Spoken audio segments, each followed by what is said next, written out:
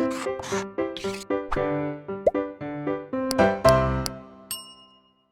Students, welcome back to Blueprint Digital. आज की इस वीडियो में हम गुणसूत्र यानी कि क्रोमोसोम के बारे में पढ़ेंगे।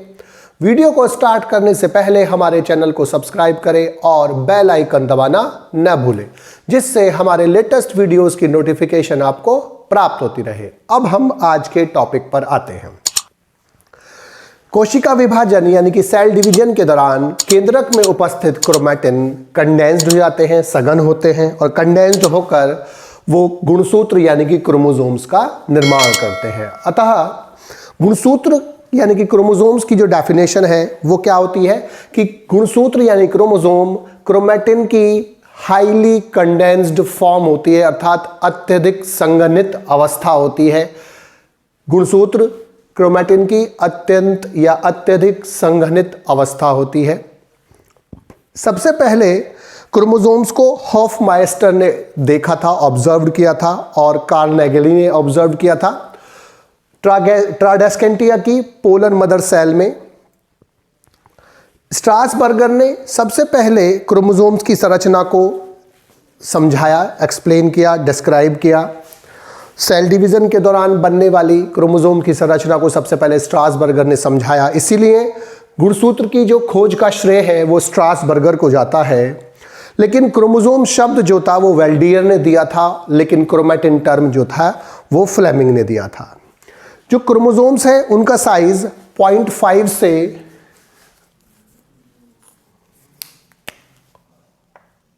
32 माइक्रोन होता है और ट्रिलियम प्लांट में सबसे बड़े क्रोमोसोम्स गुणसूत्र पाए जाते हैं। क्रोमोसोम्स को सबसे बेहतर, सबसे अच्छा मेटाफेज पर देखा जाता है। कोशिका विभाजन के मेटाफेज अवस्था में देखा जा सकता है, क्योंकि उस समय क्रोमोसोम सबसे छोटे होते हैं, सबसे थिक होते हैं, सबसे कंडेंस्ड होते हैं, सबसे ज़्यादा संघनित होते हैं। और इनकी जो शेप होती है वो V, J, L और I शेप्ड होते हैं। बेसिकली V, J, L और I शेप्ड होते हैं और इनकी जो शेप होती है वो एनाफेज अवस्था में डिटरमाइन होती है, निर्धारित होती है। तो क्रोमोसोम्स को जो बेस्ट देखा जा सकता है, स्टडी किया सकता है, वो मेटाफेज अवस्था होती है, लेकिन एनाफेज अवस्था में इनका साइज सबसे बेहतर देखा जा सकता है।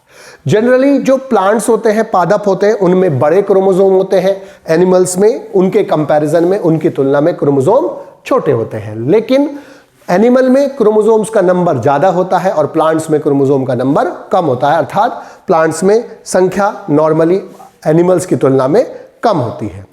जो क्रोमोसोम नंबर होता है वो किसी भी अलग स्पीशीज़ का, हर स्पीशीज़ का अपना एक अलग नंबर होता है। जैसे ह्यूमंस में 46 क्रोमोसोम या 23 पेयर्स होते हैं, चिंपैंजी में 48 क्रोमोसोम्स होते हैं।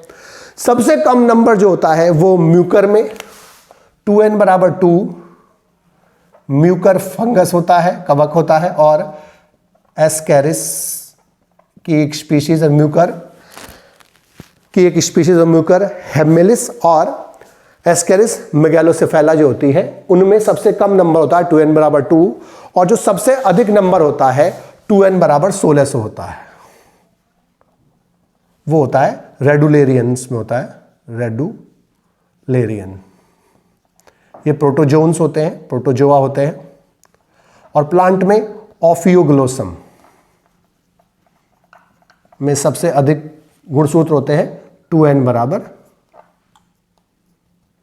1260।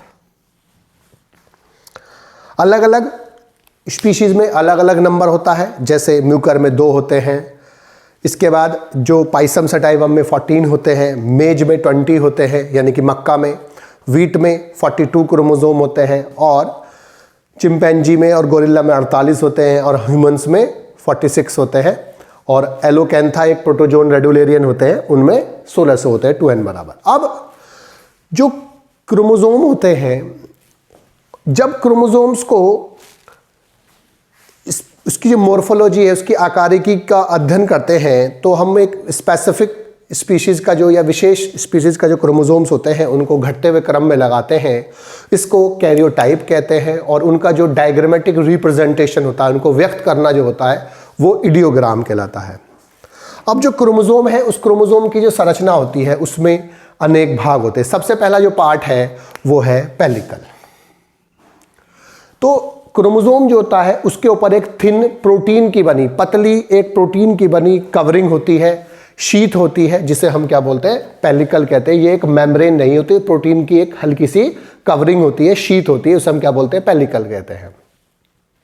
दूसरा होता है इसका मैट्रिक्स। क्रोमोसोम के अंदर एक ग्राउंड सब्सटेंस भरा हुआ होता है जो डिफरेंट प्रकार के विकरों यानी कि एंजाइम्स, मिनरल्स, जल, प्रोटीन आदि से बना होता है, जिसे हम क्या बोलते हैं, मैट्रिक्स कहते हैं। तो इसके अंदर जो भरा हुआ तरल है वो क्या कहलाता है, मैट्रिक्स कहलाता है। इसके बाद तीसरा है क्रोमोनीमा। क्रोमोनीमा टर्म जो होता है वो वेजडोवेस्की ने दिया था। क्रोमोनीमा जो होता है वो प्लूरल होता है, बहुवचन होता है, जबकि सिंगुलर वर्ड जो होता है वो क्रोमोनीमेटा होता है। तो प्रत्येक क्रोमोसोम में 2 से 4 थ्रेड लाइक, हेयर लाइक संरचनाएं उपस्थित होती है, जिन्हें हम क्या बोलते हैं, क्रोमोनीमा। और कभी कभी क्रोमोनीमा पर थ्रेड लाइक स्ट्रक्चर्स के बीच बीच में डॉट लाइक या बीड लाइक या दाने समान संरचनाएं होती है, जिन्हें क्रोमोमियर्स कहते हैं। और यह माना जाता है कि क्रोमोमियर्स पर ही जीन्स उपस्थित होती है। प्रत्येक क्रोमोसोम जो होता है उसमें एक जो डबल स्ट्रैंडेड डीएनए होता है और उससे एसोसिएटेड हिस्टोन प्रोटीन, वो इन क्रोमोनीमा का निर्माण करते हैं। इसके बाद जो तीसरा पार्ट है, चौथा पार्ट जो है, तीसरा पार्ट ये हो गया। चौथा पार्ट जो है वो है सेंट्रोमियर, काइनेटोकोर और प्राइमरी कंस्ट्रक्शन। जो मेटाफेज पर जो प्रत्येक क्रोमोसोम होता है उसमें 2 हाफ क्रोमोसोम्स या 2 हाफ पार्ट प्रेजेंट होते हैं, जिन्हें हम क्रोमैटिड कहते हैं। तो ये एक क्रोमैटिड यहां से यहां तक और दूसरा क्रोमैटिड यहां पर। तो ये जो क्रोमैटिड्स होते हैं ये आपस में एक संरचना से जुड़े हुए होते हैं, जिन्हें हम क्या बोलते हैं, सेंट्रोमियर कहते हैं। और जहां पर ये सेंट्रोमियर प्रेजेंट होता है वहां पर क्रोमोसोम थोड़ा सा संकीर्ण होता है, थोड़ा सा पतला होता है, उसे हम बोलते हैं प्राइमरी कंस्ट्रिक्शन या प्राथमिक संकीर्णन। सेंट्रोमियर के अंदर एक स्ट्रक्चर प्रेजेंट होती है जिसे बोलते हैं काइनेटोकोर, और काइनेटोकोर ही वो संरचना होती है जिससे जो गुणसूत्र होते हैं कोशिका विभाजन के समय स्पिंडल फाइबर्स की सहायता से जो अटैच होते हैं, तो स्पिंडल फाइबर्स वास्तव में काइनेटोकोर से अटैच रहते हैं, ना कि सेंट्रोमियर से।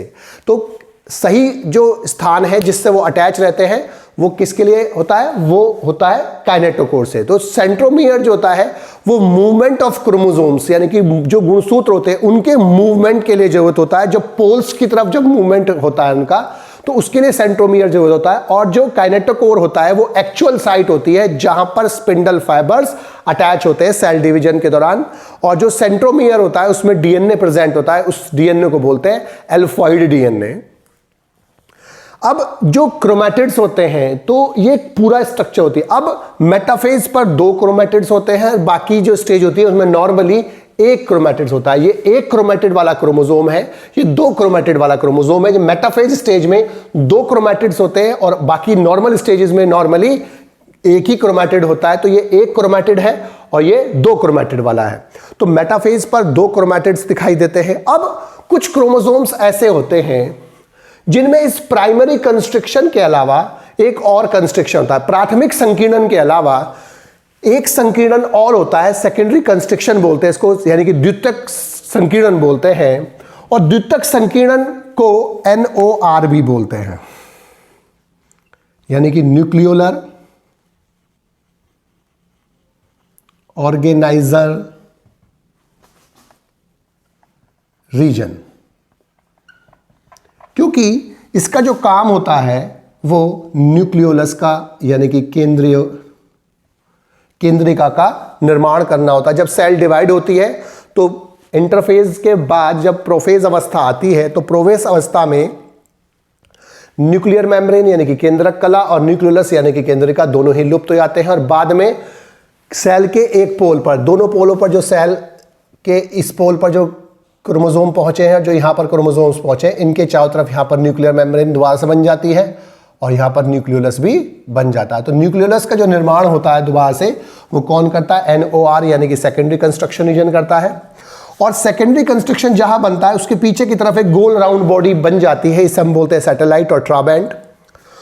और ऐसा क्रोमोसोम जिसमें सैटेलाइट प्रेजेंट होती है या सेकेंडरी कंस्ट्रक्शन भी प्रेजेंट होता है, उसे हम बोलते हैं सेट क्रोमोसोम। और ह्यूमंस में सभी क्रोमोसोम ये नहीं होते। ह्यूमंस में 13 यानी कि 13, 14, 15, 21 और 22 जो क्रोमोसोम होते हैं उनमें सेकेंडरी कंस्ट्रक्शन प्रेजेंट होता है, द्वितीयक संकीर्ण उपस्थित होता है, अर्थात ये सेट क्रोमोसोम होते हैं। जो लास्ट पार्ट होता है इसका, ये टीलोमर कहलाता है। ये दोनों पार्ट जो होते हैं टीलर होते हैं, यानी कि जो गुणसूत्र होते हैं इसमें पोलैरिटी होती है। पोलैरिटी का मतलब क्या आता है कि उसमें दोनों सिरे प्रेजेंट होते हैं, जिन्हें क्या बोलते हैं? टीलोमर्स बोलते हैं। और जो टीलोमर्स होते हैं वो दो क्रोमोसोम्स को आपस में जुड़ने से रोकते हैं। टीलोमर्स का संबंध एजिंग यानी कि बुढ़ापे से और कैंसर से होता है, और ये एज के साथ ये घटते रहते हैं, डिक्रीज होते हैं। और इसके अंदर एक एंजाइम होता है टीलोमरेज, और वो टीलोमरेज जो होता है वो राइबोन्यूक्लियोप्रोटीन का एग्जाम्पल है, और वो डीएनए का निर्माण करता है रिवर्स ट्रांसक्रिप्शन से, यानी कि विलोम अनुलेखन से वो डीएनए का निर्माण करता है। अब जो सेंट्रोमियर है, सेंट्रोमियर के आधार पर क्रोमोसोम अनेक प्रकार के होते हैं।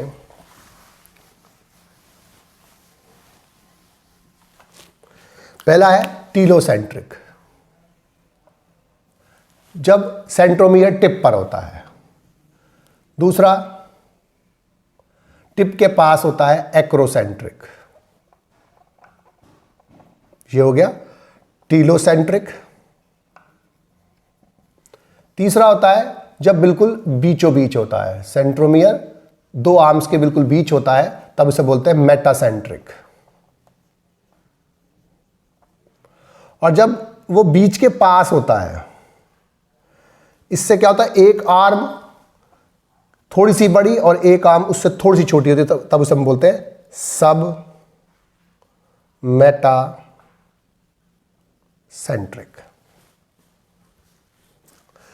इसके बाद अगर सेंट्रोमियर नहीं होता है तब उसको हम क्या बोलते हैं? उसके आधार पर क्रोमोसोम क्या होता है? एसेंट्रिक। अगर सेंट्रोमियर नहीं है तो वो क्या कहलाएगा? एसेंट्रिक। जब एक होता है मोनोसेंट्रिक, जब दो होता है डाइसेंट्रिक, और जब बहुत सारे होते हैं पॉलीसेंट्रिक। नॉर्मली ये प्रकार के क्रोमोसोम्स पाए जाते हैं। क्रोमोसोम्स का फंक्शन, क्रोमोसोम्स पर जीन्स उपस्थित होती हैं और जीन्स का काम होता है माता पिता के लक्षणों को संतानों में पहुंचाना। ये माता पिता के लक्षणों को संतानों में पहुंचाते हैं। इसके अलावा जो जीन्स होती हैं वो किसी भी जीव के जो लक्षण होते हैं, कैरेक्टर्स होते हैं, उनको एक्सप्रेस करती है, अर्थात उनको लक्षणों को बनाती है। और इसके अंदर जो डीएनए होता है उसमें वेरिएशन होते हैं, विभिन्नताएं होती है, जिससे विकास में सहायता होता है, इवोल्यूशन होता है। और जितनी भी वेरिएशंस होती है वो जीन्स में होती है, डीएनए में होती है या क्रोमोसोम्स में होती हैं। तो क्रोमोसोम्स के अंदर जीन्स होती हैं जो डीएनए के बने होते हैं बेसिकली, और यही हमारे कैरेक्टर्स को कंट्रोल करते हैं। ये सभी माता पिता के लक्षणों को संतानों में ट्रांसफर करते हैं। इसके साथ एक छोटा सा टर्म हमें और याद रखना चाहिए कि जीनोम क्या होता है। तो जीनोम का मतलब क्या होता है कि हैप्लॉइड सेट में कुल जीन, कुल जीन किसमें? हैप्लॉइड सेट में। हैप्लॉइड यानी कि अगुणित सेट गुणसूत्र के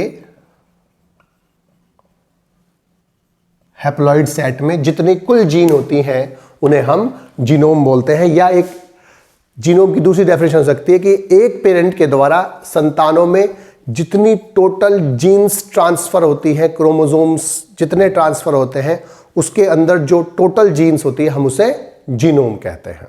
बच्चों, आज की इस वीडियो में बस हम इतना ही पढ़ेंगे। हमारी इस वीडियो को आप लाइक करें और अपने दोस्तों के साथ शेयर करें।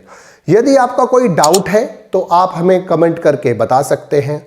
इस अध्याय को और अच्छे से पढ़ने और समझने के लिए आप चित्रा प्रकाशन की बुक एक्टिव जीव विज्ञान की सहायता भी ले सकते हैं।